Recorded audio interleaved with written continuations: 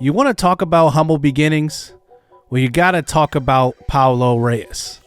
Maybe not even humble beginnings, maybe just nothing at the beginning. He grew up in a poor part of the DR, Dominican Republic, where all he had was a ball, a glove, and a bat. You see the jerseys he was wearing here as a 17-year-old. No name on the front, just the number on the back. That was all that matters. His bat is what got him discovered at 16 years old. And now, as a 24-year-old rookie in the MLB, his bat is going to win him a Rookie of the Year. Yo, what's good, YouTube? This is Jay from TNJ, and welcome to the Season 2 finale in the Indianapolis Aeros franchise. We have about a little over 3 weeks left of games, and you can see we have a few nice matchups here, some challenging ones as well as we conclude our second season. We are sitting here with 66 wins, which is actually really good because we're not even a bottom 10 team right now. We're just on the outside of the bottom 10. We are probably in the middle of the pack in the AL wildcard chase and in the MLB total. We are 19th in batting average. We are actually 30th in home runs. So that's an area we definitely have to improve on, adding some power to our lineup and maybe some consistent power, I would say. We are 22nd in errors, so we could be better on defense. And defense and pitching has been kind of the downfall this year. We are 20th in ERA. Obviously not terrible, but not great either. Kind of just middle of the pack. Right now, Paulo Reyes is the front runner for Rookie of the Year with about 3 weeks remaining. And if all goes right, he will take home the trophy and get a nice boost in his attributes at the end of the year due to winning that. I will talk about a little bit of that a little later. As you can see, we have a couple of guys in the running for Gold Glove, including Raimel Tapia and Francisco Mejia, but they are both in second place. And nobody's really going to be in the running for Silver Slugger except for our leadoff man who we signed in the offseason, Ian Happ, but he is not even in the top 3 of any of the outfield positions. So we're going to have a little bit of fun in this episode. We're going to jump around quite a bit from game to game and just check out some of our young guys. Jim Hall is the first guy we are moving up here in the last 3 weeks, just getting him some exposure to some MLB at-bats. Then also Steven Benitez, who we drafted in the 3rd round last season's draft. He will get some at-bats as well. I'm deciding not to move up Ray Gonzalez. I'm going to just continue to develop him at the AA level. He's got about a week and a half left in his season, and he is kind of a front runner for Offensive Player of the Year. Probably not, minor league player of the year. So if he wins that, the minor league player of the year gets +3 and everything. Offensive gets +1, and then pitcher of the year gets +1 in his attributes as well. So the first matchup we see is versus Clayton Kershaw, who signed a 1-year contract with the New York Yankees to possibly bring them a title and bring a title back to New York. We will see what Connor Wiegman can do. Wiegman has been an interesting prospect in this series so far. He was our top prospect in Season 1, striking out, swinging right here, and now has really struggled at the MLB level. There he strikes out to Clayton Kershaw, but now faces Clay Holmes. He fouls that one off, 97 in the zone for a sinker, and then he swings and misses at an outside slider. I think Wiegman's going to have the biggest offseason of anybody because we gave him a chance to be a full-time MLB player. But now guys are coming up like Benitez, who crushes one up the middle. That is a single. Benitez is a shortstop with excellent power from the plate, and he also has a very strong arm, and you just witnessed his first MLB single of his career. So congratulations to Benitez. Lane Thomas comes to the plate now. He's hitting really well since being traded from these Nationals. He hits one to right center. That will score. Benitez from first. Benitez has excellent speed as well, 83. Lane Thomas has 90 on the base pass. I don't understand that. His ratings in the menu says 86 speed, but he has 90 around the bases. I mean, I'm here for it. I'll take it. But Lane Thomas has been an excellent pickup since the trade deadline and has really shown that he is going to earn a contract extension with us if he does accept the offer. The Yankees have to change pitchers at this point, and that brings up the Rookie of the Year frontrunner, Paulo Reyes, who crushes one way foul. But if he would have just been a little bit more on time, that one probably would have been out of here. So now a 3-2 pitch with 2 outs, inside sinker, and that one will be ball 4. So bottom of the ninth, 2 outs, runners on the corners. That brings up Francisco Mejia with a chance to be the hero. And let's see what he will do. A low pitch, and he's early on it. Just an easy ground ball to second, flipped on to short. And that will win the game for the Yankees. A 6-5 victory for them on the road. And we will lose the first game here of this episode. So that moves us on to this Twin series. We are 67-79. The Twins are kind of just teetering between rebuilding and competing. But the Guardians have this division probably in the bag unless the Twins go on a massive run here and the Guardians just start falling. But we'll see what we can do here with some of our young guys. Here is Jim Hall at the plate, our top catching prospect in the organization right now. I think he's still a year away, but he walks right there. Tyrone Johnson to the plate. He hits one hard to left side. Oh, a good snag at third. Double play ball. Johnson has really the power to be a legit 4-hitter in a lineup, but he just strikes out a little too much for me. Josh Brody comes in to pitch. He is, well, coming into the series, he was our top pitching prospect. Now he is second behind Babe Miller and probably behind our number 1 draft pick in Terrell Blake. And now this is a fly ball in the infield. Josh Brody to Seth Beer for the first out of the second inning. Christian Vasquez at the plate. Weak ground ball to Ian Happ, and that one will be an easy out at first for the second out of the inning. Brody can go 1, 2, 3 in this inning, but that brings up Royce Lewis, who was once a big-time prospect for the Minnesota Twins. Probably still is. He hits one through the infield. And now that brings up Kyle Farmer with 2 outs. Man on first base. Inside slider, and he gets a really favorable call right there. I'm not sure about that one, but he does get it. As we move on to the top of the third inning. Steven Benitez in to hit here, and that one will be a swinging strike 3. Benitez getting some at-bats here at the end of the season, preparing for the offseason. Here is Tyrone Johnson to the plate. He hits one well to right field. That one gets all the way to the wall. Johnson has that alley power. We all know it. He just strikes out just a little too much for me right now, but that will obviously get better with time. But he crushes a double. Lane Thomas scores from first and brings this game within 1 run.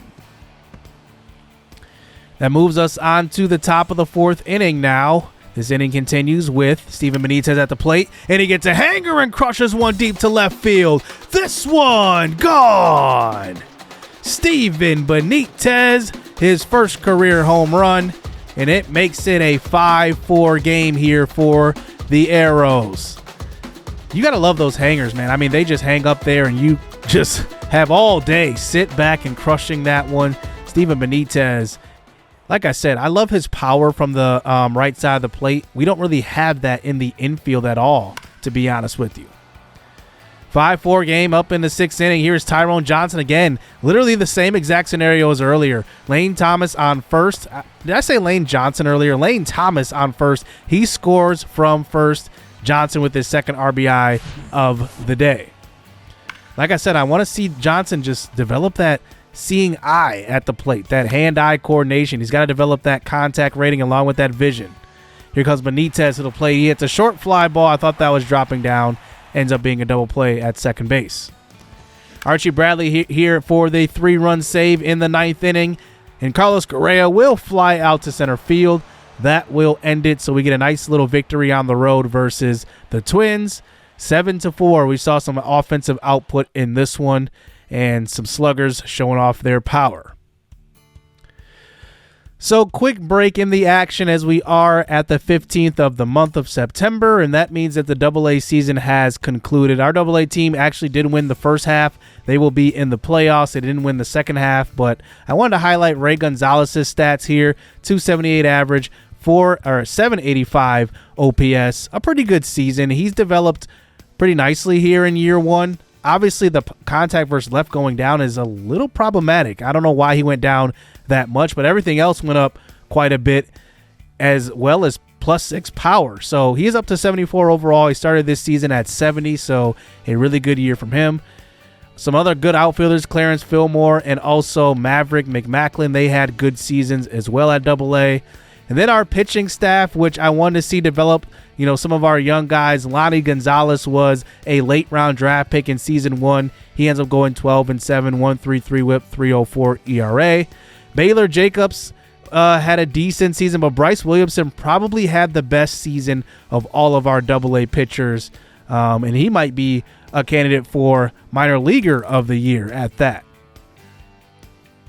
So back to the MLB level, where I want to check out a couple of other guys, including Lane Thomas, who has that average up to 290, hitting phenomenally since being traded for. Actually, he's going into an arbitration year, so we are under cost control with him. In the budget screen, it says that we're actually going to be losing him, but we have a year of arbitration, so I guess we don't have to extend him. We can just use that last year of arbitration. Seth Beer, we signed him in the offseason to a 3-year, about $2 million deal, and that was quite the bargain because here in his rookie season, he's still a rookie also. He's hitting great.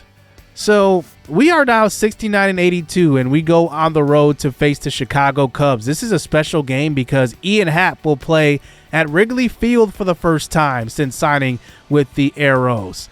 He will face his old teammate Justin Steele on the mound, and he will lead off this game, hitting .301 on the year. That average came down from the All-Star average where he was hitting like .340. So we'll see what he does versus his former squad. He gets one inside a little hanger. He crushes it to left field, but it's going to be caught in the outfield.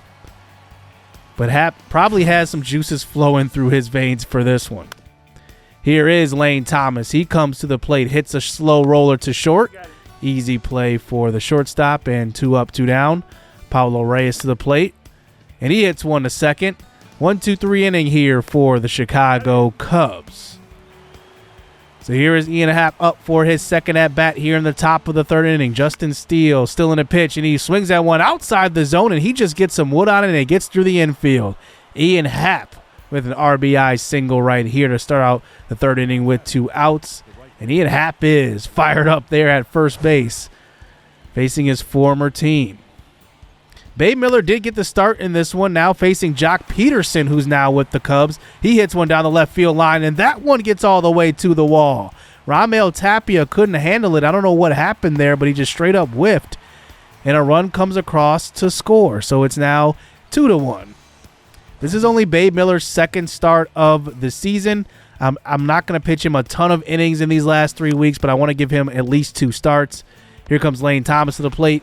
Chopper to second in the middle of the 8th, and that one will end it. On to the top of the 9th inning. Francisco Mejia, fly ball to center field, and that one will end the game. So a 6-1 loss here for the Arrows. And I do just want to see us be competitive in this last, month of the season, less than 3 weeks now. But we saw some good things. Ian Happ went 3 for 4 in this game. I mean, he just can't stay off base. So now we have about a little over a week left in the season, a week and 3 games. We finished the season playing up against the Arizona Diamondbacks in a 3-game set at Chase Field. But now we return home for a 3-game set versus the Houston Astros, who have the best record in baseball this year. So we'll see what we do versus the best team. So we hop straight into this one. Jose Urquidy is going to get the start here for the Houston Astros. He's facing Leo. Wow, I cannot say his name for the life of me. Leover Peguero here at the plate. Every single video, it seems like I botch his name. And Leover will strike out there. Here comes Ian Happ to the plate. And with bases loaded, 1 out, we cannot get a run in. Now, Peguero is interesting because he is one of my favorite players this year because I didn't expect anything from him. I had 0 expectations, and he's done really, really well. So bottom 4 now here with a runner on third and a runner on the corner, actually. And that one will drive in a run. Tyrone Johnson with the sacrifice fly, and we at least tie this game at 1 apiece. Here is Steven Benitez now. He gets another hanger, but this one's just a chopper to second. But Benitez has good speed. He ends up beating that one out. And now there's 2 outs in this inning. That brings up Peguero to the plate, and he will walk. So this inning will continue. Ian Happ now. He gets one over the middle of the plate, but a high fly ball to left field, and that will get Houston out of that inning. Alex Matheny, who he moved up from AAA, he gets the start today, and he hits one up the middle for his first career hit at the majors, and that's a good little souvenir there in his basement. And Alex Matheny is one of those guys, like I said, we have a lot of young outfielders that just aren't ready for the show yet, but are really good. Seth Beer comes to the plate now. He hits one well to left center field. That one skips all the way to the wall. It will score Matheny, and Seth Beer having a excellent first year as a full-time starter, and he comes through with a RBI double. We take the lead 2-1. Bottom 7 now. Here is Matheny again. He hits one well to right field, and he's having a good day today. That one gets down. It will move the runner over from first to third. I believe that's Liover Peguero there that was on the base pass. And Matheny showing off what he can do with his bat. That brings up Paulo Reyes to the plate now. Runners on the corners, no outs. He gets one up in the zone, and that one could have been crushed. It is deep to center field. Should be deep enough to score the runner from third. The throw home is actually a really good one, but we will score on that, and it is now 3-1.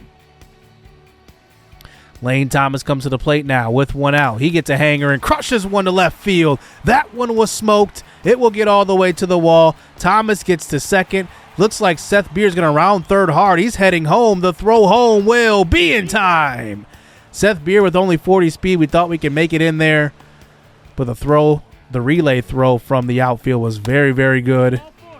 We continue this inning now. Francisco Mejia comes to the plate. He walks, and that brings up Tyrone Johnson. 0 for 1 today. Let's see if he can get a hold of one. This one's up in the zone, and he had good timing on it. Just a little under it. And this game remains at 4-1 as we enter the bottom of the 8th inning now. Here is Steven Benitez at the plate. He is 0 for 3 today, the former third-round pick. The pitch is low. This one will be crushed to left field. That's gone. A no-doubt home run for Steven Benitez. It's 5-1 here, and Benitez has been developing that bat. Now, he has only progressed about 3 overall, but that is good enough for me. Like, that is amazing right there. That bat, that power, and it's 398. A 5-1 game here as we do conclude this one with a fly ball to right field. And we will win this ball game. Excellent, excellent outing here for the squad. We end up getting the big-time win. Steven Benitez actually gets player of the game. 1 for 4. I don't know how he won player of the game right there, but he gets it. So here we are at the last week of September, and you can just see here, split 3-3 the final week, and now we head into the final game of the season here in season number 2. I'm excited for this offseason and really just playing the young guys next year at the MLB level. Obviously, we'll have to see who fits in where, but I'm excited for a lot of guys to play a full season at the majors. But we are playing against a team right here who is a good measuring stick. They have a very, very similar record in the Arizona Diamondbacks. Zach Gallen is their best player on their entire roster, and he gets the start today. Ian Happ leads off this game with a hard single up the middle, and Ian Happ is fighting to stay above that 300 mark. Can he do it after a good outing today? But that's a good start there for Happ. Raimel Tapia hitting right where he was last season pretty much, hitting 272 on the year, and he continues another solid productive season here for the Arrows at the top of the lineup with another single. Can Paulo Reyes cap off, and I was about to say MVP, you're a Rookie of the Year season with a nice game, and that one will be a high heater. Strike 3 swinging, bringing up Seth Beer to the plate, and a low changeup, 2 straight strikeouts for Zach Gallen. Lane Thomas hitting in that 5 spot, hitting 286 on the year, and he will swing and miss. 3 straight strikeouts here for Gallen, and now we get to the bottom half of this inning. Babe Miller gets the start in this one for his 3rd start on the year. as he does stay under that 50-inning threshold. He faces Christian Miller, who's hitting third in their lineup. A deep fly ball. That one hits off of the bottom of the wall. Sawinski playing in left today. He throws on to second, but a double here with 2 outs here for Christian Walker. Matt Carpenter, the veteran, comes to the plate in a swing and miss at an outside changeup, and Babe Miller gets out of that inning.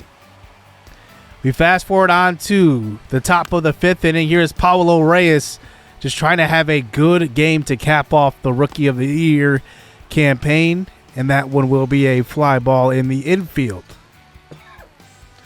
Reyes comes up now in the 7th inning. Check swing. Another strikeout. So on to the top of the 9th inning. A 6-3 game. Here's Ian Happ into hit. This one will be off of the wall. I thought that was maybe going to be caught by Drew Jones, who's playing in right field today.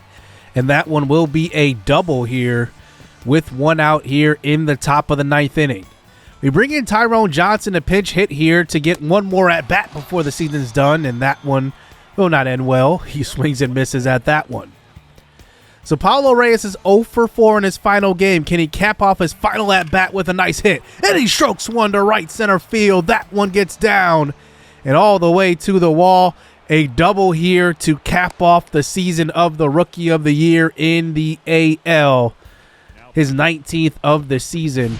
I'm definitely going to look for that number to rise by about 10 doubles next year. That's his goal, 30 doubles.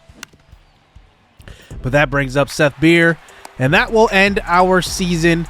We have a pretty good one here in season number 2. We lose 6-4, but I'm very, very proud of these guys. I mean, these guys fought. I definitely expected to win probably like 10 less games than we did, and we exceeded all expectations. So now we get to the season recap. How about the season that Ian Happ had? He led the AL in hits. He was 7th in batting average at .302.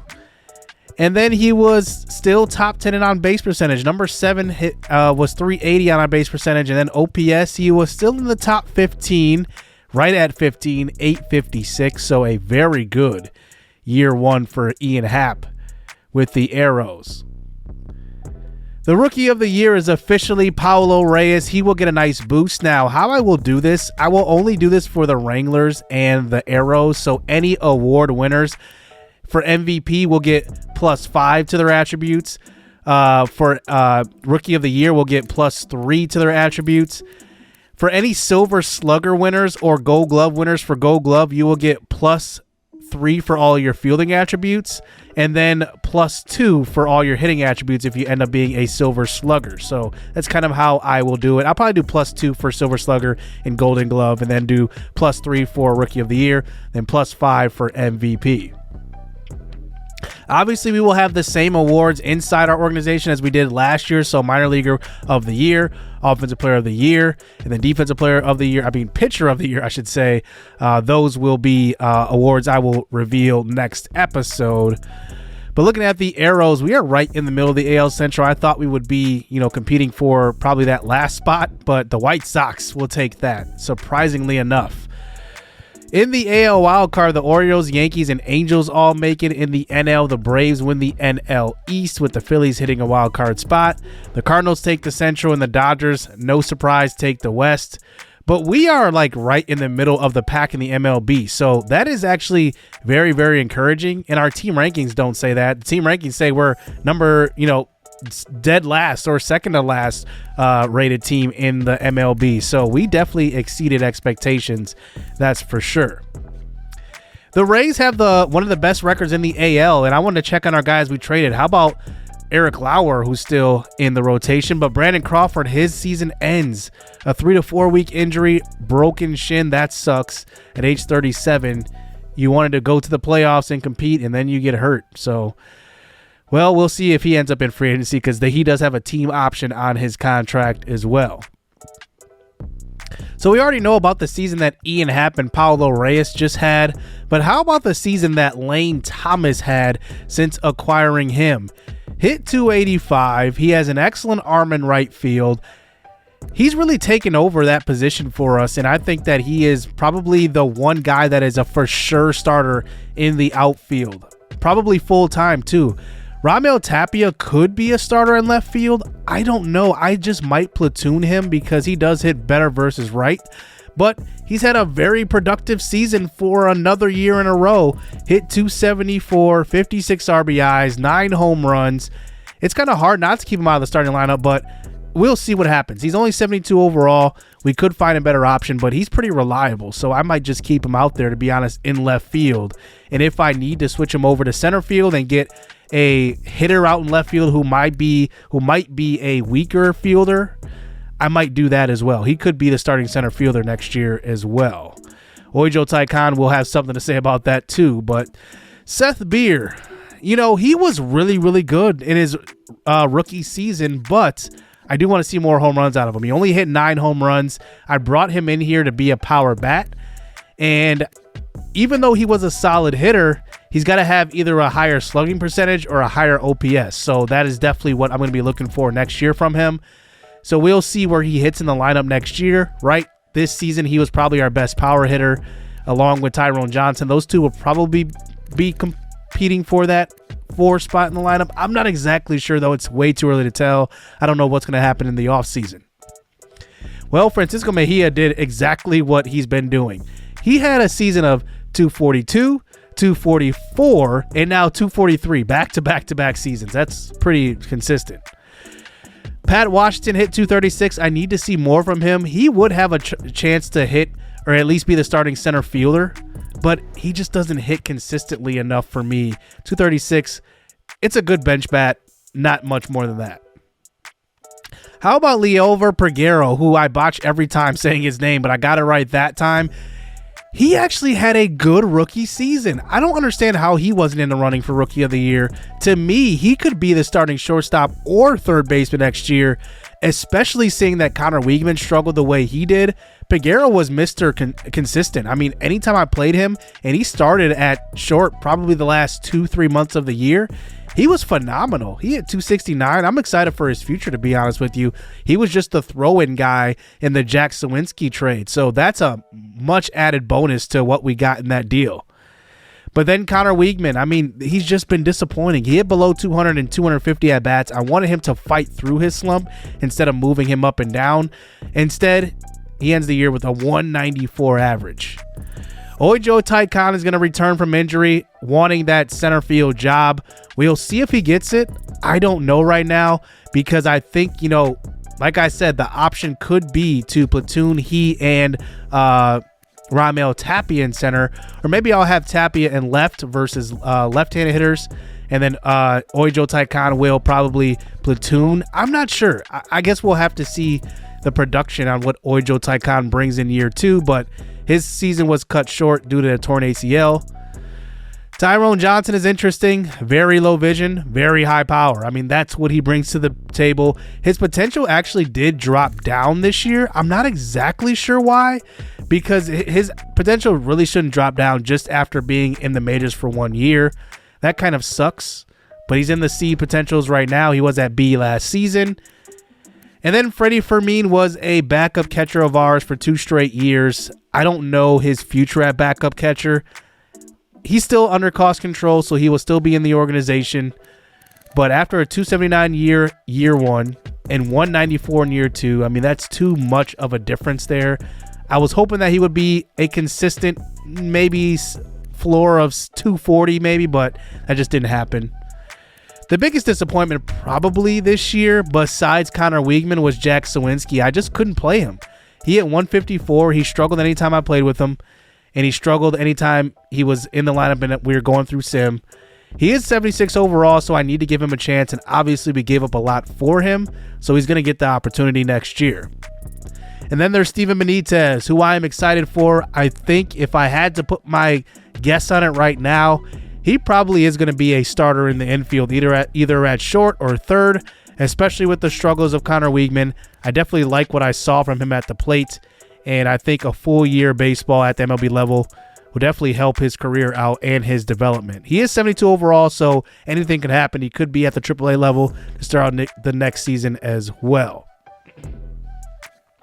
So our pitching rotation was interesting this year. Todd Workman started the year 67 overall B potential. He's gotten up to 70 overall. So a pretty decent year from him. Yeah, his ERA was 3.95 and his WHIP was at 1.35, but he actually had the most quality starts on the team this year. So that should be saying something about like what he's doing on the mound. At least he's getting better and actually putting out good outings.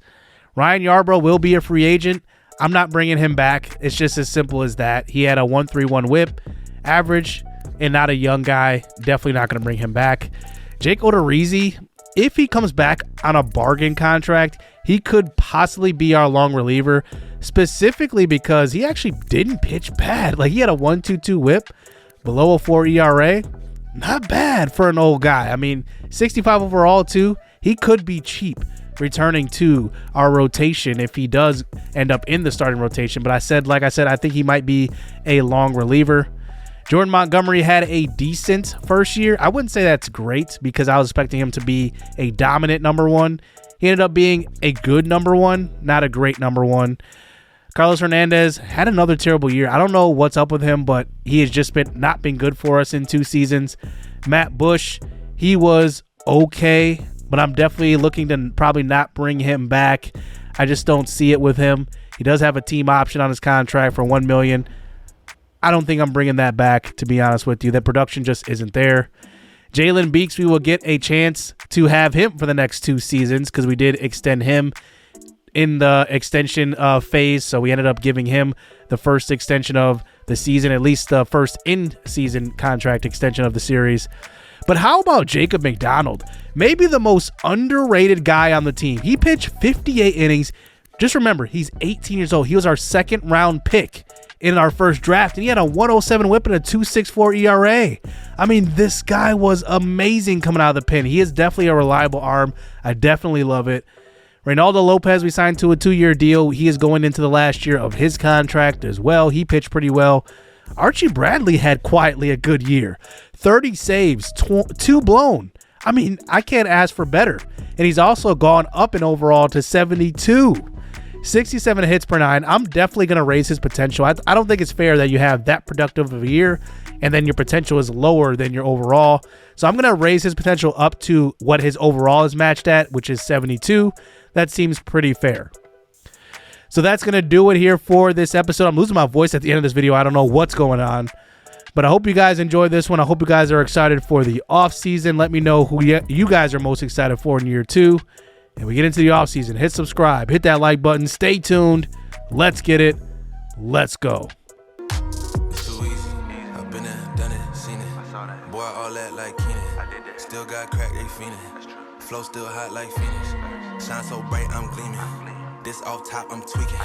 Fresh out the rat like Neiman. And I'm still trying to fight my demons. Cause we all gotta act like Tina. That's why I gotta ride with the Nina. Outside, it's a war going on.